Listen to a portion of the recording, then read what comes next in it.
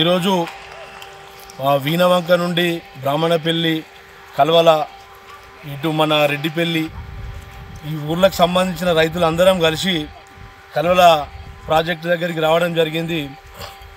చాలా మట్టుకు రైతులు నీళ్లు లేక నార్లు ముదిరిపోయి నాటేయలేని పరిస్థితిలో ఉన్నారు. ఇప్పుడు ప్రజెంటు ఈ చెరువు దగ్గరికి వస్తే నీళ్లు లేక చాలా ఇబ్బందిగా ఉంది. మొన్న వర్షాకాలంలో వర్షాలకు మత్తడి తెగడం జరిగింది. ఆ మత్తడి గురించి పట్టించుకునే వాళ్ళే లేరు. అప్పుడు తెగినప్పుడు మాత్రం బీఆర్ఎస్ ప్రభుత్వం ఉండే, అప్పుడు వినోద్ కుమార్ గారు కావచ్చు, మన ఎమ్మెల్సీగా ఉన్న కౌశిక్ రెడ్డి గారు కావచ్చు, ఎమ్మెల్యేగా ఉన్న రసమయ్య గారు కావచ్చు, చాలా మట్టుకు అందరూ వచ్చారు. కలెక్టర్ గారు కూడా అప్పుడు వచ్చి దీన్ని చూసి ఇమీడియట్లీ దీన్ని పని వర్క్ స్టార్ట్ చేయాలని చెప్పడం జరిగింది. దానికి 70 కోట్ల రూపాయలు కూడా శాంక్షన్ చేయడం జరిగింది. మొన్న ఎలక్షన్లలో బీఆర్ఎస్ ఓడిపోయి కాంగ్రెస్ ప్రభుత్వంలోకి వచ్చింది. మరి కాంగ్రెస్ ప్రభుత్వం రాగానే ఈ రైతులందరికీ నీళ్లు లేని పరిస్థితి అయింది. కాంగ్రెస్ ప్రభుత్వం వచ్చుడితోనే రైతులు రోడ్డు మీదకి వచ్చే పరిస్థితి అయింది. ఈ కల్వల ప్రాజెక్టు కింద కొన్ని వేల ఎకరాలు పారేటి ఉన్నాయి. ఈ రైతుల గురించి వచ్చే నాయకుడు ఎవరూ లేరు. ఇప్పటికైనా వచ్చి మీరు ఈ రైతుల గోస పట్టించుకొని, ఈ రైతులు అనేవాళ్ళు ఇప్పటికే నార్లు ముదిరిపోయి నీళ్లు పెట్టలేని పరిస్థితి, నార్ల కోసం కూడా నీళ్లు లేక జేసీబీలు పెట్టి గంటకు 3,500 4,000 రూపాయలు పెట్టి వాగులలో పర్రెలు తోడుతున్నారు. ఇంత దీనమైన స్థితి వచ్చింది అంటే ఇది ఘోరం, ఇది ప్రభుత్వ వైఫల్యమే అని మేము చెప్తున్నాం. ఇప్పటికైనా కాంగ్రెస్ ప్రభుత్వానికి సంబంధించిన ఎమ్మెల్యేలు మంత్రులు వచ్చి దీన్ని పట్టించుకొని ఈ మత్తడి ఇమీడియట్లీ వర్క్ స్టార్ట్ చేయించి ఈ రైతులందరినీ ఆదుకోవాలి. ఇప్పుడు అందరూ కూడా సగం నాట్లేసారు, ఇంకా సగం నాట్లేయలేదు. ఈ నాట్లేసేటట్టు కూడా నీళ్లు మన కెనాల్ నుండి వచ్చి ఈ ముత్తారం చెరువు మత్తడి పడి వస్తున్నాయి కొన్ని.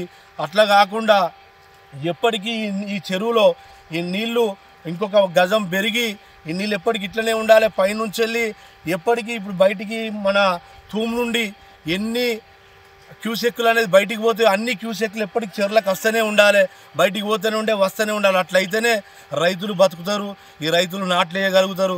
లేకపోతే ఈ రైతుల గోస ఈ అధికారులకు ఈ ప్రభుత్వానికే ముడుతుందని చెప్తున్నా. ఈ రైతుల గోస మీకు ఉండద్దు అంటే, రైతులు బాగుపడాలి, రైతులు మంచిగా ఉండాలి అంటే మీరు తక్షణమే దీన్ని పట్టించుకొని నీళ్లు ఎప్పటికి వచ్చేలాగా చూసి ఇప్పుడున్న ఈ కట్ట కూడా ఇప్పుడు టెంపరవరీ మరమ్మత్తు కూడా చేసి ఈ పనులు చేసుకుంటూ నీళ్లు వచ్చేటట్టు చేసి ఇమీడియట్లీ ఈ మత్తడి పని కూడా స్టార్ట్ చేసి వచ్చే ఎండాకాలం మళ్ళీ వానాకాలం వరకు మత్తడి పని మొత్తం అయిపోయి రైతులకు యథావిధిగా నీళ్లు వచ్చేటట్టు చేయాలని ఈ రైతుల పక్షాన కోరుకుంటున్నా.